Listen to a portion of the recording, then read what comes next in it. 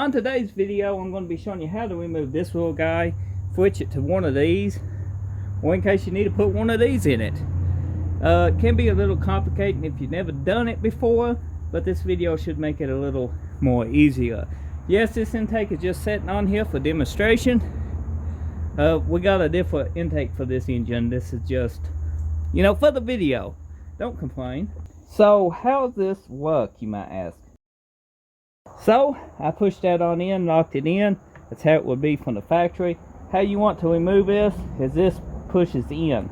This can be a little difficult depending on the intake, so sometimes you have to get a little creative. A little, sometimes, kind of like a, you know, a little open end wrench. Sometimes can mash down on this. But once you pry in on that, and mash that down nice and tight, this will pull out. It locks in, and you can't pull it out. If you pry up on this trying to get it out, you're going to break something. So just mash this down, pull that out, and you can put whichever one you want to your intake. I'm putting this in. Goes in just like so. You can't take it out now. If you want it out, you got to pull this in.